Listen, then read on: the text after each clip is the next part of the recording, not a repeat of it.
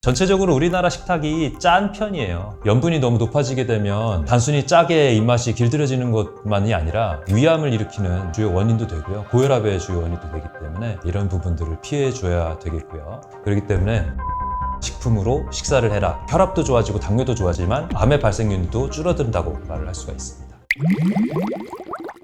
안녕하세요. 지식한상 구독자 여러분 반갑습니다. 응급의학과 전문의 최석재입니다. 안녕하세요. 저는 그린오트 대표 김철입니다. 암이 증가한다는 거에는 몇 가지 요소가 있을 텐데요. 연령이 올라가면서 암 발생률이 높아져 보이는 부분이 일단 있고요. 두 번째는 의료 발전으로 발견이 많이 되는 부분도 실제로 있습니다. 예전에는 암이 있는지도 모르고 돌아가신 다음에 나중에 부검에서 확인되거나 이런 사례들이 있었다면 지금은 증상 있을 때 바로바로 검사를 하다 보니까 암을 확인을 하고 치료를 하다가 돌아가시는 경우도 많아지는 거죠. 암을 일으키는 환경 요인들이 많아지다 보니까 생기는 부분도 있을 거로 봅니다. 한국에서도 마찬가지입니다. 서구화된 식생활 이런 걸 하면서 대장암이 늘어나는 부분들, 미세먼지라든지 우리 몸에 영향을 미치는 미세 물질들, 농약이라든지 방부제 이런 합성 물질들 노출되는 부분들이 점점 많아지면서 세계의 암 발생과 같이 한국 인구에서도 똑같이 적용되는 부분이 있고요. 대사질환 전체적으로 봤을 때는 혈관의 상태가 굉장히 중요한데요. 식생활이 너무 고지방식이나 단순 탄수화물이 많이 들어있는 식사들을 많이 하다 보면 혈관에 염증 반응이 많이 생기고 혈관에 플라가들이 끼면서 미세 혈관들이 좁아지는 문제들이 생기게 되죠. 그러면서 우리 몸에 고혈압이라는 반응으로 나타나게 되는 거고요. 혈압을 높여야 말초에 산소를 보낼 수 있는 환경이 되니까요. 미세 환경들이 산소를 공급하지 못하고 노폐물을 빼내지 못하는 혈관이 좁아진 상태가 되면 그 조직에 있는 환경들도 저산소 상태, 저체온 상태, 산증 상태가 됩니다. 이렇게 되면 암으로 변화될 가능성이 높아지는 환경이 되는 거고 혈관을 깨끗하게 만드는 식생활을 많이 했을 때에 혈압도 좋아지고 당뇨도 좋아지만 암의 발생률도 줄어든다고 말을 할 수가 있습니다.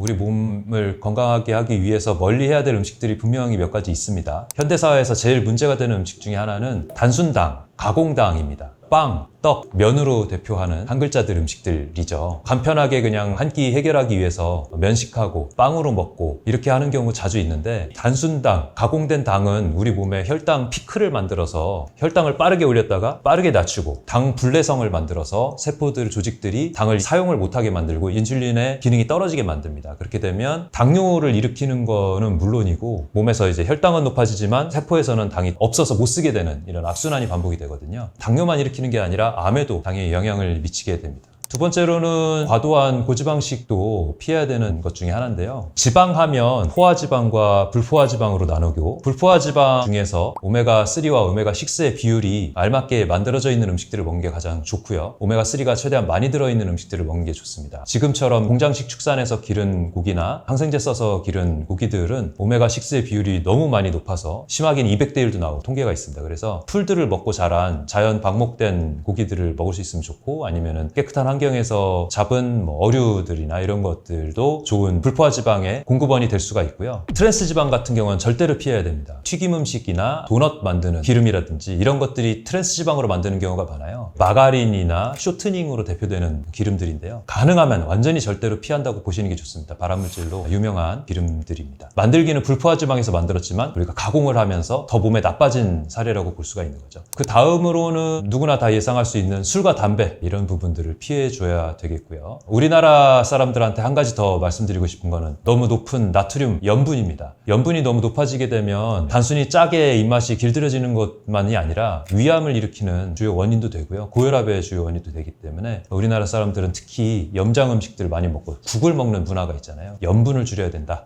라고 말씀드리고 싶습니다. 자연 유래 식품을 먹을 때는 사실 성분을 이렇게 신경 쓰거나 그렇지 않지만 주위에 있는 음식 중에 상당히 많은 부분들이 가공식품들이잖아요. 가공식품들을 먹을 때는 뒷면을 확인해 달라고 말씀드리고 싶습니다. 뒷면에 보면 뭘로 만들었는지 무슨 성분이 들어가 있는지 다 기록이 되어 있거든요. 근데 거기에 봤는데 전혀 잘 모르겠는 어려운 이름들의 성분들이 많이 보인다면 그것은 피해야 되는 음식일 가능성이 높다고 생각하시면 됩니다. 그만큼 여러 가지 합성물질들이 들어갔고 여러 가지 가공을 했다는 얘기이기 때문에 가공이 많이 되어 있는 음식들은 피하고 뒤에 봤는데 단순하게 과일 100% 다른 거 들어간 거 없음 이렇게 되면 가공으로 만들어진 것처럼 보이더라도 좀 안심하고 먹을 수 있는 물질이 되겠죠. 그래서 편의점 음식들은 가능하면 다 피하고 자연 유래 물질들로 식사를 하셔라 라고 말씀을 드리고 싶습니다.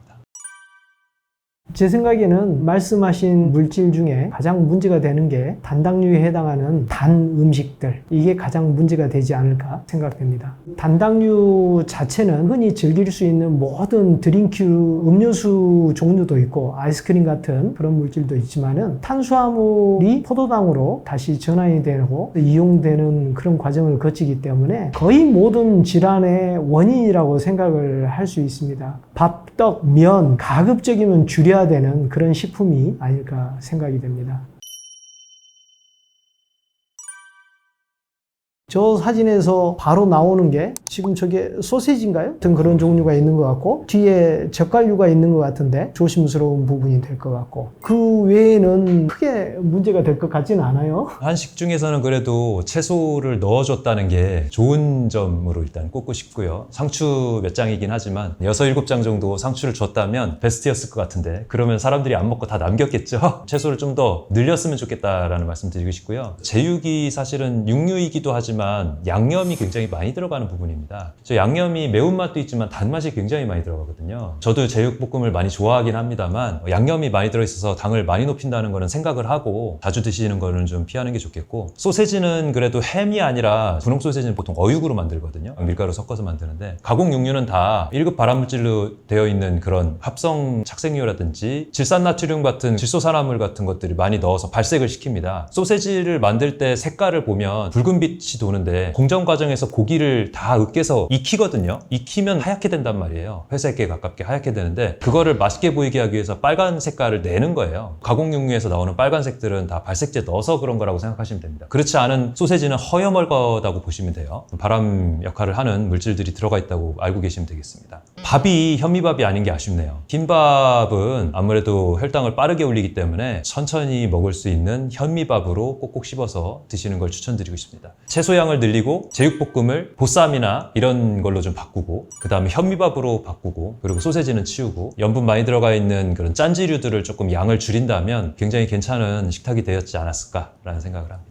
앞에 메뉴랑 비슷한 것 같아요. 제육볶음도 있고 채소도 있고 밑반찬 조금 있고요. 근데 밑반찬에 들어가 있는 것 중에 양념을 이렇게 많이 뿌린 게 보이는데 머스타드 포함해가지고 이런 단 양념들은 조금 피하는 게 좋을 것 같고요. 아마 돈가스에다가 이렇게 양념 뿌린 것 같은데 튀김 음식도 그렇게 추천하는 음식은 아닙니다. 된장찌개가 있는데 두부는 좋지만 된장찌개를 너무 짜게 드실 수가 있어서 이렇게 양을 많이 먹으면 염분을 꽤 많이 섭취를 하는 거거든요. 그래서 염분 부분에서 조금 걱정이 됩니다. 마찬가지 생각이지만 백미로 지은 저 밥 양이 상당할 거라고 생각을 해요. 가급적이면 탄수화물 양을 좀 줄이고 좋은 점이라면은 반찬에 골고루 여러 색깔의 야채들이 들어있다는 거 그것도 참 좋은 점 같고 그 소스가 뿌려진 어떤 반찬이 있는데 말씀하신 대로 추가적으로 이렇게 끼얹는 소스류들이 달게 만든 제품들이 많기 때문에 그런 부분은 조금 삼가하는 게 좋지 않을까. 마요네즈 기반의 소스들이나 머스타드 소스들은 당분이 엄청 많은 겁니다. 그래서 너무 많이 찍어 먹지 않도록 주의해야 돼요. 젓갈류는 적게 먹으면 되니까 다 꺼내서 드시지 않고 뭐 반 정도만 드시죠.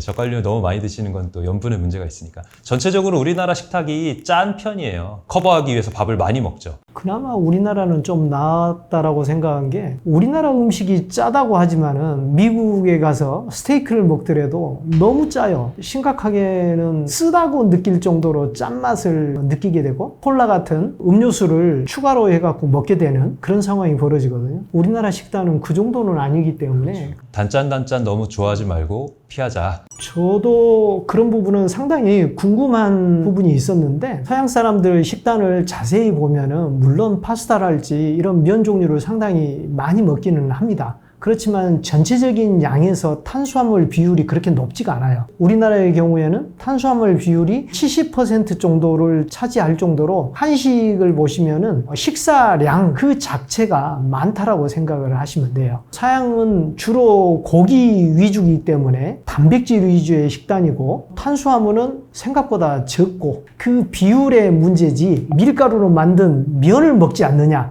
이렇게 따지는 것은 안 맞는 것 같아요. 서양 사람들은 우리나라 주식인 밥처럼 빵도 달지 않은 아주 단순한 정말 밀가루하고 물과 소금만 가지고 만든 빵 종류들이 많아요. 그 양을 그렇게 많이 먹지 않는 이상 크게 문제가 되지 않고, 제가 듣기로는 남미의 경우에는 의외로 빵은 항상 나오기 때문에 탄수화물 비율이 굉장히 높은 걸로 알고 있고 비만율이 상당히 높은 걸로 알고 있습니다. 빵을 먹고 싶으면 통밀로 만든 빵이 좀 비싸더라도 몸에 흡수될 때 좀 느리게 흡수되는 장점이 있기 때문에 서양인들한테도 똑같은 원칙이 적용이 돼요. 옛날부터 먹었던 빵이라는 거는 굉장히 거친 호밀로 만든 빵들, 이런 것들이 진짜 주식으로 먹었던 빵이거든요. 근데 그렇지 않고 지금 우리가 먹는 그런 밀가루로 만든 빵이나 면은 굉장히 흡수가 빠르다고 보셔야 되고요. 밀가루만 들어가는 게 아니라 빵의 상당 부분 중에 계란이나 설탕 같은 부분들이 꼭 들어가죠. 그런 부분들도 결국은 당을 올리는 데 영향을 주기 때문에 완전 통밀로 만든 빵이 아니고서는 빵은 그렇게 추천하지 않습니다. 부대찌개 저도 참 좋아하는데요. 부대찌개라는 게 소세지와 햄으로 맛을 낸 찌개잖아요. 거기에다가 사리로다 라면도 넣고 짜거니와 1급 발암물질로 유명한 햄과 소세지를 사용한다는 점에서 사실은 자주 먹지는 않아야 될, 피해야 될 음식 중에 하나일 수밖에 없죠. 주식으로 매일 먹지는 않기 때문에 크게 문제가 되리라고는 생각을 하지는 않습니다만 드시다 보면 상당히 짜죠. 라면 사리를 추가해서 탄수화물을 과도하게 흡수하게 한다든지 당 문제랄지 나트륨 섭취 문제랄지 이런 것들이 다 가지고 있고, 그 다음에 채소가 거의 없잖아요. 파 조금 넣은 거 말고는, 김치 그거 말고는 없으니까 채소 중심의 식사를 하는 데에는 좋지 않은 메뉴다라고 말씀을 드릴 수밖에 없겠습니다. 저는 셋 중에서 안 좋은 한식 그러면 아무래도 부대찌개를 꼽을 것 같아요. 햄이 들어가 있다는 점, 라면 사리를 추가로 넣었다는 점, 짜다는 점에서 제일 피해야 될 메뉴이지 않을까 싶습니다. 저도 공감이지만 부대찌개는 그래도 어쩌다 한번 먹는 그런 식단이지 않을까 싶고, 한식은 그래도 매일 먹는다는 점에서 약간의 주의만 한다면 크게 문제가 되지 않을까라고 생각을 합니다. 말씀드린 식품들의 공통점하면 역시 혈당을 급하게 올리는 음식들이다라는 겁니다. 혈당이라는 게 단순히 당뇨의 원인만이 되는 게 아니고요. 다른 만성질환들에서도 전부 영향을 미치거든요. 빠르게 호화되고 빠르게 흡수되는 물질들이 우리 몸에서 당을 많이 만들어내기도 하고 인슐린을 많이 만들어내게 만들기도 하고 당 피크를 만들었다 저혈당을 만드는 문제도 있고 이러기 때문에 과도하게 먹게 되는 악순환에 빠지기도 하고요. 혈당이 높아졌다는 얘기는 혈관을 통해서 흡수된 당들이 근육세포로 다 들어가질 못하고 혈중에 그냥 둥둥 떠다니면서 혈관을 끈적끈적하게 만든다는 얘기거든요. 말단에 가는 혈관들도 좁게 만들고 막히게 만들고 하는 문제들이 있을 수 있어서 혈당을 급하게 올리는 음식들을 피한다. 굉장히 중요한 요소가 되겠습니다. 한식에서 피해야 되는 거는 너무 짠 음식들, 위암과 식도염 이런 것들이 높은 이유 중에 하나인데요. 염장식품들 같은 거 이런 거 우리 많이 먹잖아요. 나트륨 성분이 워낙 많다 보니까 위에서 악영향을 미치게 되는 거죠. 그리고 또 국물도 우리가 많이 먹는 편인데 국물의 염도를 조절하는 것도 굉장히 중요합니다. 짜게 먹는 습관을 들이다 보면 계속 짜게 먹게 되거든요. 그래서 가능하면 염도를 낮춘 걸 먹거나 국을 조금 덜 먹는 거를 좀 더 추천을 합니다. 거기에는 어떤 음식을 먹는가도 중요하지만 어떻게 먹는지도 중요하거든요. 천천히 흡수되고 천천히 소화되게 하려면 천천히 먹는 게 기본입니다. 빵떡면을 피하고 탄수화물 먹더라도 현미같이 껍질이 있는 채로 천천히 꼭꼭 씹어서 먹고 채소를 같이 많이 먹어서 흡수도 느리게 만들고 섬유질도 많이 섭취하게 하는, 당을 천천히 오르게 하고 천천히 내리게 하는 방법이라고 할 수 있습니다.